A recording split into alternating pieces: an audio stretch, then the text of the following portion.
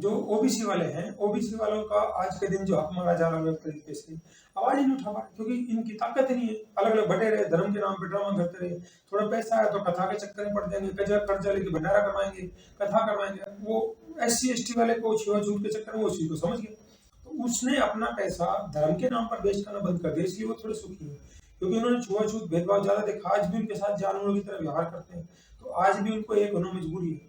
तो ओबीसी वालों को जब तक ये उन लोगों से नहीं सीखेंगे, SC ST से, अब ये चाहते हैं कि SC ST वाले हमारे पास क्यों आएंगे भैया, तुम बेच सकते हो 1%, लेकिन तुम्हारी एक नहीं हो, तो एक नहीं होगी तो तुम्हारी वैल्यू नहीं है। वो एक होगी 27-28% के लगभग जो पॉपुलेशन है, तो एक रहोगे तो ही वैल्यू रहेगी ना। अब ये चाहते हैं क्यों आए भाई तुम तुम्हारे पास, और जिस दिन ये ओबीसी SC ST एक हो गया 85% हो गया, दुनिया में खलबली मच जाएगी।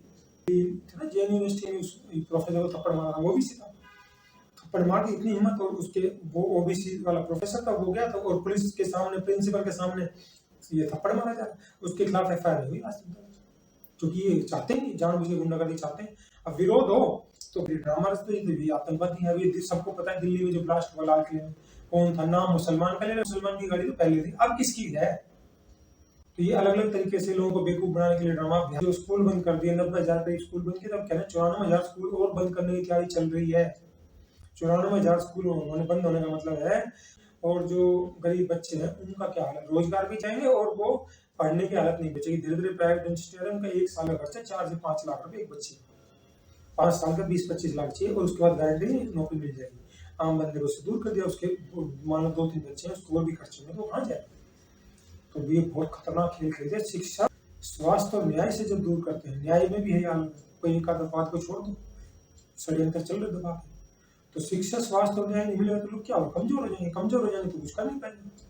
तो साथियों, मैं समझता हूँ कि ये बहुत ही गहरा विषय है, लोगों को कुछ सोचना पड़ेगा, और ये तुम्हें इतना बर्बाद कर देंगे, तुम्हारी पीढ़ियों खत्म कर देंगे। ओबीसी वाले सोचे हमारा कुछ नहीं मिला, इनका बहुत बुरी तरह बिगड़ेगा, इनका तो वो हक छीन लिया है, इनको नौकरी में अब जो 20-25 साल पहले लग जाया करते हैं नौकरी में, अब नहीं लग रहे, सब शान हो गए। जो ताकतवर जातियां होगी, जिनको समझ में आ गया राजनीतिक रूप से संपन्न हो गए भी हमारे एक रहने की वैल्यू है, उन 2-4 जातियां छोड़ दो, बाकी क्या हाल होगा। उनके बच्चे देख लो इस समय क्या हाल हो रहा है, नौकरी से दूर है, कर रहे तो दर्द जाएगी, बताते हुए शर्माते हुए क्या नौकरी कर रहा है, छोटे मोटे काम करेंगे, ये तो छोटा, ये तो हम करेंगे नहीं, बड़ा मिलेगा नहीं, छोटे बनेंगे नहीं, काम धंधे ट्रेडिशनल धंधे फेल हो रहे हैं, तो क्या करोगे, बर्बादी होगी, कमजोरी होगी। तो इनको अंदर से खोखला गया, ऊपर से धर्म के ड्रामे। तो ओबीसी को ये समझना पड़ेगा कि जो धर्म के नाम पे ड्रामा हो रहा है, जब तक ये इस चीज को नहीं समझेंगे, इनका उभरने का कोई रास्ता ही नहीं है।